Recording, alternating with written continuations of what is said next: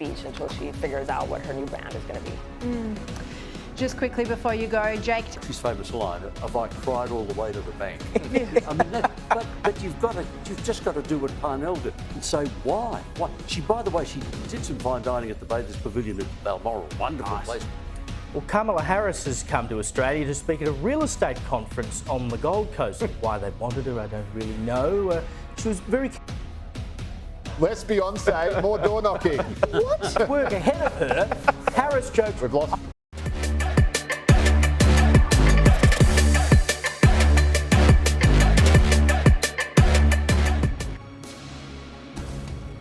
Welcome to the Reaction Radar. Kamala Harris just snuck into Australia. Total media blackout. What is she afraid of? Get a hold of this. The Vice President just popped up in Australia. Yeah, the Gold Coast. No, not for vacation. Nope, not to study koalas, but to make a surprise appearance at a private real estate conference. And here's the kicker. Full media blackout. No cameras, no journalists, no live stream. Even the janitor had to sign an NDA. And look, I'm not saying it's shady, but when the former vice president quietly sneaks into another hemisphere to give a closed-door speech to real estate typhoons, I got questions. Like, who invited her? What was she paid? And most importantly, what kind of real estate event needs Secret Service? This whole thing feels less like a speech and more like a Netflix political thriller. She thought she was done with DC until Australia called. Without any further ado, let's jump right into this. Well, Kamala Harris has come to Australia to speak at a real estate conference on the Gold Coast. Why they wanted her, I don't really know. She was very careful not to talk about her election loss or Donald Trump, but instead she took the chance for a dig at Elon Musk. And she never named him, but suggested he was emblematic of, quote, this misplaced idea that the sign of the strength of a leader is who you beat down. There was someone that is very popular these days, at least in the press, who suggested that it is a sign of weakness of Western civilizations to have empathy. Imagine! No, it is a sign of strength to have some level of curiosity and concern and care about the well-being of others. I think his point was not about empathy in general, it was about worrying about other people's problems instead of your own, so good for her, you misinterpreted that. But The Guardian also reported this, quote, introduced by McGrath, that's John McGrath, the boss of McGrath Real Estate, as one of the most successful women in history, with her best work ahead of her, Harris joked, I am unemployed right now. She walked on and off the stage to a standing ovation and to the strains of Beyonce's Halo. You couldn't script this stuff. Isn't that what went wrong in the campaign in the first place? It's like... This is embarrassing on so many levels. I hope that the United States and Democratic Party are taking notes on this. You know, if you have somebody that possibly could be running for the president and could possibly become the president at one point or another, this is a whole different country. Look at how they're treating you. They're clowning you. They don't see any type of respect, no type of leadership in you. Food for thought. Food for thought. Are you doing anything to improve this? Or are you just feeding into the show? Less Beyonce, more door knocking. What did I just read? I don't understand this at all. Like, I mean, is somebody having a giant joke on her at her expense? Like, I mean, obviously at their expense, but her expense ultimately.